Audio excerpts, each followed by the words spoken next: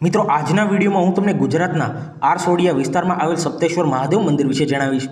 સપ્તેશ્વર મંદિર ગુજરાતમાં આવેલું એક મહત્વપૂર્ણ શૈવ ધાર્મિક સ્થળ છે, જે સ્થાનિક તથા નજીકના વિસ્તારોના ભક્તો માટે નિયમિત પૂજા અને ધાર્મિક પ્રવૃત્તિઓનું કેન્દ્ર તરીકે ઓળખાય છે। મંદિરનું નામ સપ્તેશ્વર એટલે કે 7 સ્વરૂપે પ્રગટ થયેલા ભગવાન શિવના અર્થ સાથે જોડાયેલું માનવામાં આવે છે અને સ્થાનિક પરંપરામાં તેનું વિશેષ ધાર્મિક મહત્વ છે। મંદિરની સ્થાપના પ્રાચીન સમયમાં સ્થાનિક સમાજની ધાર્મિક આવશ્યકતાઓને ધ્યાનમાં રાખીને કરવામાં આવી હોવાનું માનવામાં આવે છે અને સમયાંતરે તેની જાળવણી તથા વ્યવસ્થાપન માટે સ્થાનિક લોકો અને ટ્રસ્ટ દ્વારા સહયોગ આપવામાં આવે છે। મંદિરની રચના પરંપરાગત શૈલીમાં કરવામાં આવી છે, જેમાં ગર્ભગૃહ, મંડપ અને પૂજા માટેની વ્યવસ્થિત જગ્યા ઉપલબ્ધ છે, જેથી ભક્તોને દર્શન, પૂજા અને અભિષેકમાં સરળતા રહે। અહીં દરરોજ સવાર અને સાંજના સમયે નિયમિત આરતી, જળાભિષેક અને વિધિવત પૂજા કરવામાં આવે છે, તેમજ શૈવ પરંપરા અનુસાર ધાર્મિક ક્રિયાઓ સંપન્ન થાય છે। શ્રાવણ માસ, મહાશિવરાત્રિ, પ્રદોષ વ્રત અને સોમવારના દિવસે મંદિર ખાતે વિશેષ પૂજા, અભિષેક અને સામૂહિક ધાર્મિક કાર્યક્રમો યોજાય છે, જેના કારણે ભક્તોની સંખ્યા સામાન્ય દિવસોની તુલનામાં વધુ રહે છે।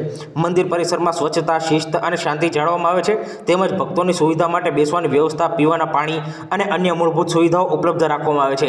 સપ્તેશ્વર મંદિર સ્થાનિક સ્તરે ધાર્મિક પરંપરાઓ જાળવવા, તહેવારોના આયોજન, સામૂહિક પૂજા અને સમાજમાં ધાર્મિક શિસ્ત તથા એકતા વધારવામાં મહત્વપૂર્ણ ભૂમિકા ભજવે છે અને ગુજરાતમાં શિવભક્તો માટે નિયમિત દર્શન તથા પૂજાનું વિશ્વસનીય ધાર્મિક સ્થાન તરીકે માન્યતા ધરાવે છે।